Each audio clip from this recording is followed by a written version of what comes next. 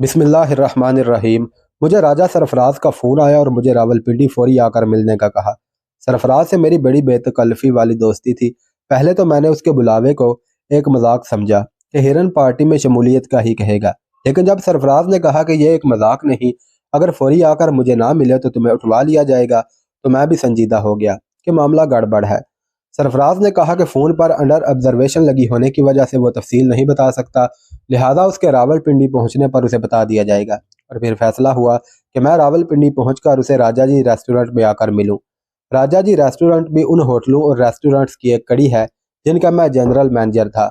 मैं शाम के ठीक 7 बजे राजा जी रेस्टोरेंट में दाखिल हुआ तो देखा कि सरफराज का चेहरा उतरा हुआ था। बगैर किसी रस्मी गुफ्तगू के बाद सरफराज ने मुझे कहा कि मैंने बड़ी मुश्किल से फ़ोन करके यहाँ तुम्हें बुलवाने में कामयाब हुआ हूँ।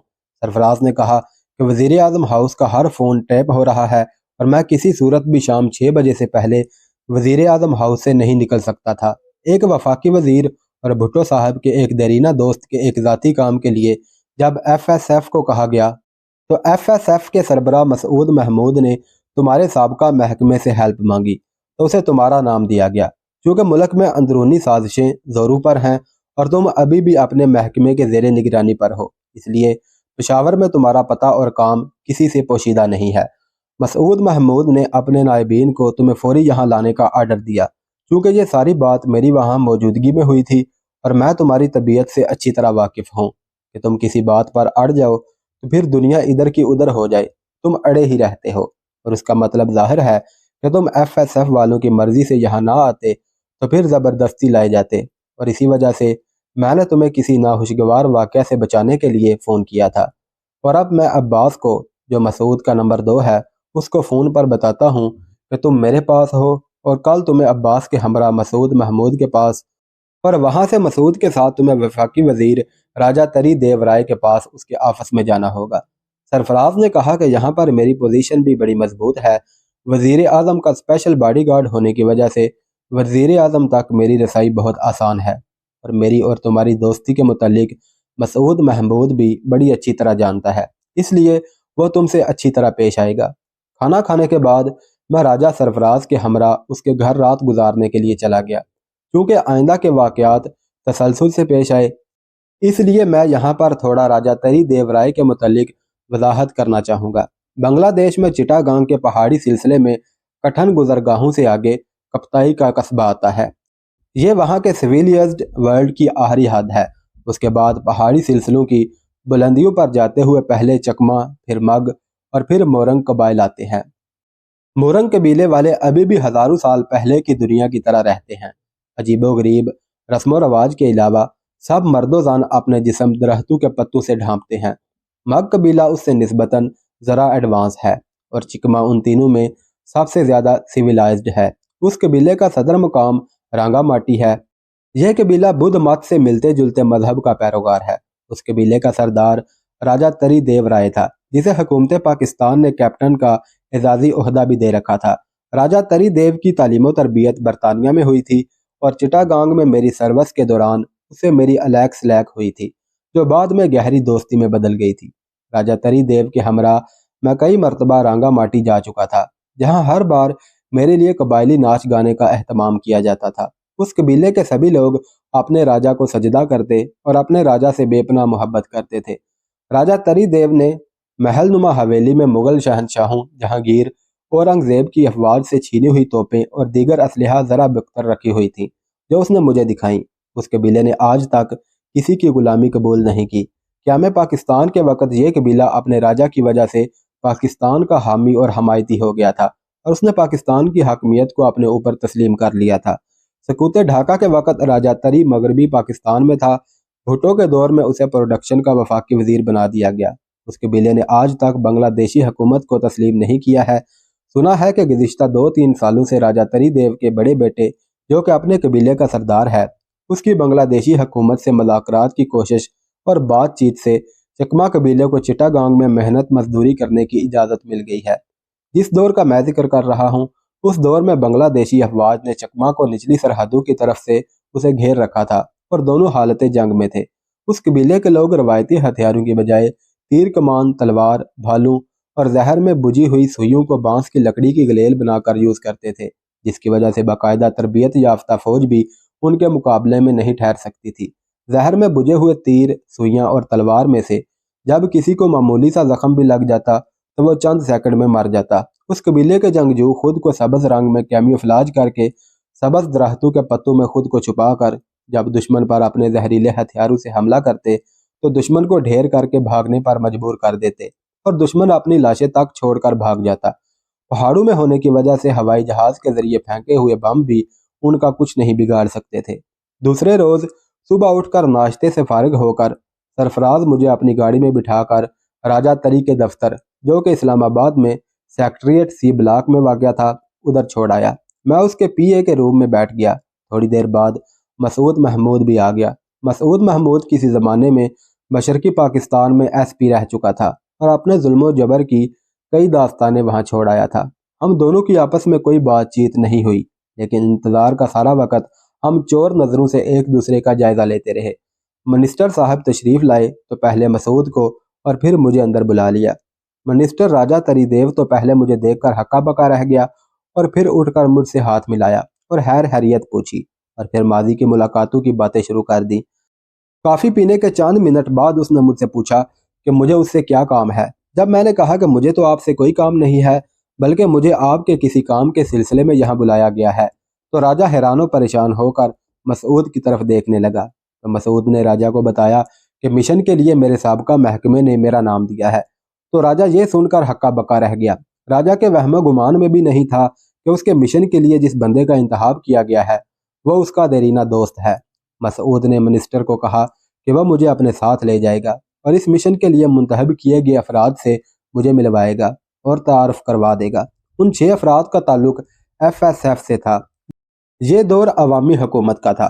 ہماری 20-25 منٹ کی اس میٹنگ کے دوران ہی عوامی نمائندے اپنے اغراض و مقاصد کے لیے پی اے کے کمرے میں جمع ہونا شروع ہو گئے تھے، اور ان نمائندوں میں جو ذرا نڈر تھے وہ سیدھے منسٹر صاحب کے پاس پہنچ چکے تھے۔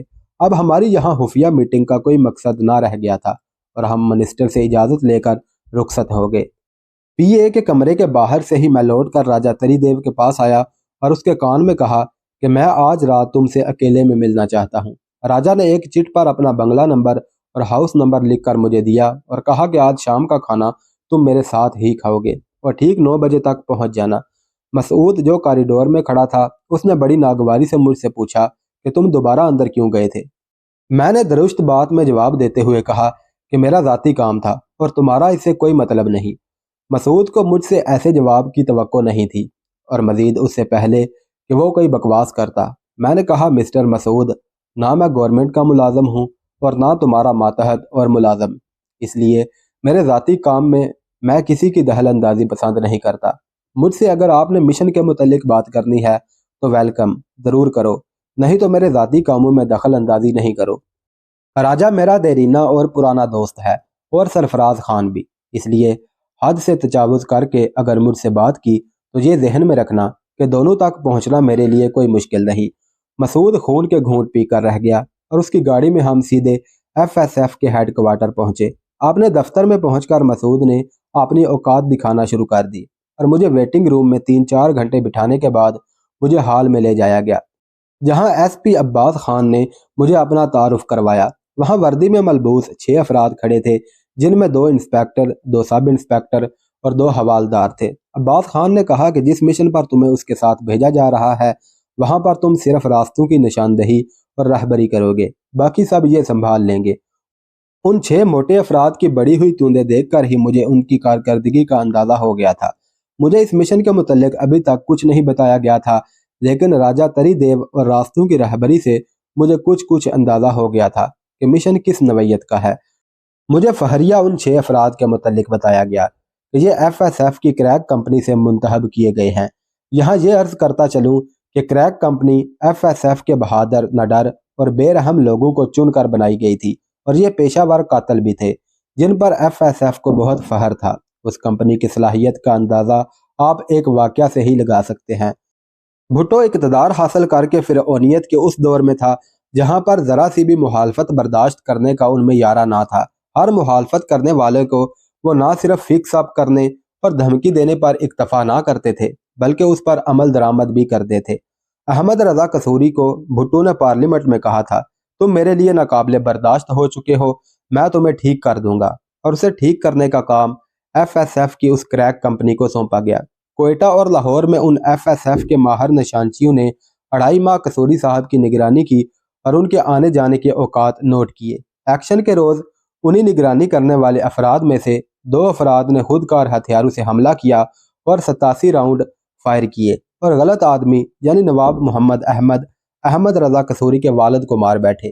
یہ تھی کریک کمپنی کے ان چیدہ منتخب آدمیوں کی صلاحیت، یعنی کھودا پہاڑ نکلا چوہا کے مصداق۔ اگلے روز صبح 10 بجے کا میں کہہ کر ہیڈ کوارٹر سے رخصت ہوا اور شام 9 بجے راجہ تری دیو کے گھر پہنچ گیا۔ راجہ میرا منتظر تھا، خاصی دیر ہوش گپیاں ہوتی رہیں۔ کھانے کے بعد ہم پھر اصل موضوع کی طرف آئے۔ راجہ نے بتایا کہ اس کی بیٹی تو امریکہ میں تعلیم حاصل کر رہی ہے، مگر اس کی بیوی اور 2 بیٹے ابھی بھی رانگا ماٹی میں ہی ہیں۔ بنگلہ دیشی حکومت انہیں گرفتار کرنے کی پوری کوشش کر رہی ہے تاکہ مجھ پر دباؤ ڈال کر اور بلیک میل کر کے وہ مجھے بنگلہ دیش واپس آنے پر مجبور کر سکے۔ پاکستان سے وفاداری کے جرم میں میرے لیے وہ پہلے ہی سزائے موت کے آرڈر جاری کر چکے ہیں۔ میرا ابھی تک میری فیملی سے رابطہ نہیں ہو سکا اور نہ یہ پتہ ہے کہ وہ کس حال میں ہیں۔ میں چاہتا ہوں کہ میری بیوی اور چھوٹا بیٹا یہاں پاکستان میں آ جائیں اور بڑا لڑکا وہیں رہے، جس کے لیے قبیلے کی سرداری کی آرڈر میں یہاں سے ہی لکھ کر بھیج دوں گا تاکہ اسے قبیلے کا باقاعدہ سردار تسلیم کر لیا جائے اور وہ بنگلہ دیشی حکومت سے مذاکرات کرنے کی پوزیشن میں ہو جائے۔ میں نے وزیر اعظم بھٹو سے اپنی اس خواہش کا تذکرہ کیا تھا اور انہوں نے مسعود محمود کے ذمہ یہ ڈیوٹی لگا دی۔ مجھے قطعی کوئی علم نہ تھا کہ اس مشن کے لیے تمہارا انتخاب ہوگا، اسی لیے تمہیں مسعود کے ساتھ اپنے دفتر میں دیکھ کر حیران ہو گیا تھا۔ یقین کرو مجھے تمہارا نام بھی ٹھیک طرح سے یاد نہیں تھا، مسعود نے مجھے بتایا تو مجھے یاد آ گیا۔ راجہ تری دیو اتنا کہہ کر خاموش ہو گیا۔ راجہ کے چہرے پر اب ایک سوالیہ نشان تھا اور میں ماضی کے ان دنوں میں پہنچ گیا جب رانگا ماٹی میں اس نے میری اور میرے دوستوں کی بھرپور میزبانی کی تھی۔ مجھے یہ بھی یاد تھا کہ چٹاگانگ میں میری اصفہانی کمپنی میں ملازمت کے شروع کے دنوں میں ہی دفتر میں ایک متعصب ہندو بنگالی انسپیکٹر سے کھٹ پٹ ہو گئی تھی، جو بڑھتے بڑھتے یہاں تک پہنچ گئی کہ اس نے کھلے بندو کہہ دیا تھا کہ چٹاگانگ میں اب تم رہو گے یا میں، اپنی گلی میں کتا بھی شیر ہوتا ہے۔ اس نے اپنی دھمکی کو عملی جامہ پہنانے کے لیے میری کمپنی کے باہر اور میرے ریسٹ ہاؤس کے راستے میں چند گنڈے چھوڑ دیے۔ یہ ریسٹ ہاؤس ریلوے روڈ پر مسکا ہوٹل کے سامنے واقع تھا۔ وہ بنگالی گنڈے میرے دفتر اور گھر آنے جانے کے دوران مجھ پر آوازیں کستے اور مجھے اکساتے کہ میں زچ ہو کر ان سے بھڑ جاؤں اور انہیں مجھے مزہ چکانے کا موقع مل جائے۔ میں نے یہ بات راجہ تری کو بتائی جو اس وقت اسی ریسٹ ہاؤس میں ٹھہرا ہوا تھا۔ ان دنوں ہماری گاڑی چھنتی تھی۔ راجہ اگلے روز دفتر کا ٹائم ختم ہونے سے پہلے ہی دفتر میں میرے پاس پہنچ گیا۔ اس کے ساتھ اس کے 2-3 ملازم بھی تھے۔ ہم دفتر سے اکٹھے باہر نکلے اور باہر آ کر میں نے راجہ کو وہ بنگالی انسپیکٹر کی طرف اشارہ کر کے بتایا کہ یہ ہے وہ انسپیکٹر۔ راجہ 2 ملازم اسی وقت رکشہ لے کر اس انسپیکٹر کے پیچھے لگ گئے۔ اگلے روز وہ انسپیکٹر نہ آیا تو چند روز بعد پتہ چلا کہ اس انسپیکٹر کو ایک زہریلے سانپ نے کاٹ لیا تھا، جس سے اس کی موت واقع ہو گئی تھی۔ کیڑے کے کاٹنے کا نشان انسپیکٹر کی گردن پر تھا۔ میں نے راجہ کو اس کے متعلق بتایا تو راجہ نے کہا کہ وہ اسی کا مستحق تھا۔ یہ کہہ کر موضوع گفتگو بدل دیا۔ آج وہی دوست مجھ سے مدد کا طلبگار تھا۔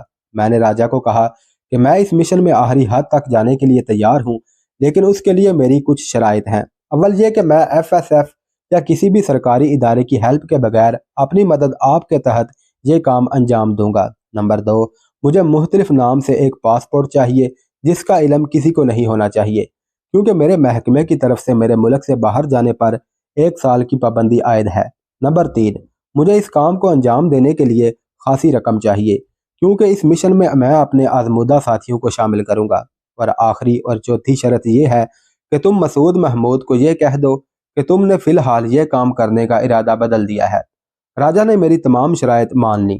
اسے خود بھی ایف ایس ایف پر بھروسہ نہیں تھا کہ وہ یہ کام کر سکیں گے یا نہیں، کیونکہ معاملہ صرف رانگا ماٹی تک پہنچنے کا نہیں تھا بلکہ اس کی فیملی کو بحفاظت اور خفیہ طور پر پاکستان لانے کا بھی تھا۔ راجہ نے مجھے 5000 روپے سفر کی تیاری کے لیے دیے اور کہا کہ آج سے 10ویں دن بعد تم مجھے کراچی میں جم خانہ کلب کے سامنے ہوٹل قصر ناز میں ملو، اور وہ وہاں 1 دن میں میری سفری پاسپورٹ، اپنے خطوط اور ضروری رقم ادا کر دے گا۔ یہ رات میں نے پھر راجہ سرفراز کے پاس ہی گزاری۔ دوسرے دن میں 10 بجے ایف ایس ایف کے ہیڈ کوارٹر گیا، جہاں مجھے یہ بتایا گیا کہ یہ مشن فی الحال منسوخ کر دیا گیا ہے، لہذا اب میری ضرورت نہیں ہے۔ راولپنڈی صدر سے میں نے بینک روڈ اور کشمیر روڈ کی کراسنگ کے بالکل قریب فاروق سپورٹ سے گھٹنوں تک آنے والے جوتے اور سفری ضروریات کی چند چیزیں خریدی اور شام تک پشاور پہنچ گیا۔ اس مشن پر جانے کے لیے میں نے اپنے ذہن میں ایک خاکہ تیار کیا تھا۔ اس مشن کی تفصیلات اور مختلف ممالک میں سے گزرنے اور اس میں آنے والی مشکلات اور ان کے حل کے لیے فول پروف پلان ترتیب دے دیا۔ پاسپورٹ ملنے پر میں سیدھا ڈھاکہ بھی جا سکتا تھا، لیکن 1976 کے آغاز سے بنگلہ دیش جانے والے پاکستانیوں کو جن مشکلات کا سامنا کرنا پڑتا تھا، وہاں کے ان حالات کی گواہی وہاں جانے والے یا وہاں کے سفارتی عملے کے ارکان ہی دے سکتے تھے۔ ان دنوں بنگلہ دیشیوں کی پاکستان سے نفرت عروج پر تھی۔ پورے بنگلہ دیش پر عملاً بھارت کا راج تھا۔ مشرقی پاکستان کو بنگلہ دیش بنا کر بنگلہ دیشی بھارت کی غلامی میں آ چکے تھے۔ غدار مجیب الرحمان، جس کو بنگلہ دیشی عوام نے اپنا نجات دہندہ سمجھ کر سر آنکھوں پر بٹھا لیا تھا، جب مجیب کی غداری بنگلہ دیشی عوام کے سامنے آئی تو سوائے حسینہ واجد کے مجیب الرحمان کے سارے خاندان کو گولیوں سے بھون دیا گیا۔ حسینہ واجد، جو کہ ان دنوں حسینہ مجیب کے نام سے جانی جاتی تھی، جو اس وقت لندن میں زیر تعلیم تھی، بچ گئی۔ باقی مجیب الرحمان کے سارے خاندان کو گولیاں مار کر ختم کر دیا گیا۔ ان کی بے گور و کفن لاشیں کئی روز تک ایسے ہی پڑی رہیں، یہاں تک کہ ان لاشوں سے بدبو اور تعفن اٹھنے لگا تو آس پاس کے گھروں کے مکین اس تعفن اور بدبو سے تنگ آ کر اپنے گھروں کو چھوڑ کر چلے گئے۔ میں نے اپنے پلان میں اپنے آزمودہ ساتھیوں یعنی دہلی میں بشیر کے گراج والے لڑکوں اور ان کے لیڈر کیسر کو شامل کرنے کا فیصلہ کیا، کیونکہ وہ جری بہادر بھی تھے اور جان پر کھیل جانے کو معمولی بات سمجھتے تھے۔ لیکن ان سب کی دشواری بھارتی پاسپورٹ کا حصول تھا۔ اس سیکولر ملک میں جہاں سب مذاہب کے ماننے والوں کے ساتھ یکساں سلوک کا پرچار کیا جاتا تھا، مسلمانوں کو آزادی سے سانس لینے کی بھی اجازت نہ تھی۔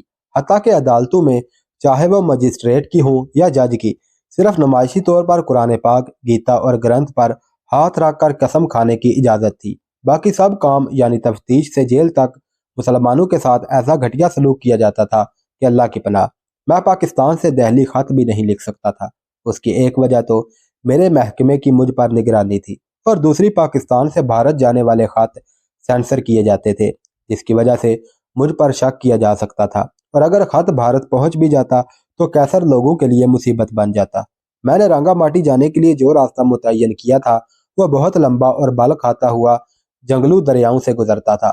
میں نے اپنے دوست اور ہوٹلز کے مالک بابر خان سے چند روز کی چھٹی لی اور 12 روز کی تاریخ کا لکھا ہوا استعفیٰ بھی دے دیا، اور کہا کہ اگر میں 10 تک واپس نہ پہنچ سکا تو میرا یہ استعفیٰ منظور کر لینا۔ دراصل ان دنوں حالات ہی کچھ ایسے تھے کہ ہر وقت بے یقینی کا عالم رہتا تھا۔ کسی کو بھی کچھ علم نہ تھا کہ سیاسی طور پر کیا گل کھل رہے ہیں اور اگلے روز کیا ہونے والا ہے۔ راجہ تری نے بھی پہلے ایف ایس ایف کی خدمات حاصل کی اور پھر میرے ایک اشارے پر انہیں رد کر دیا۔ میرے ساتھ بھی آخری لمحے پر ایسا ہو سکتا تھا، اسی لیے میں نے اپنی ملازمت کو بھی محفوظ کر لیا تھا۔ میرے گھریلو حالات پہلے ہی ناگفتہ بے تھے اور میں کسی قسم کا ملازمت کے لیے رسک نہیں لے سکتا تھا۔ زندگی نے ہر دور اور ہر موڑ نے میرے کامیابی سے قدم چومے تھے، لیکن گھریلو حالات پر میں شکست پر شکست کھا رہا تھا۔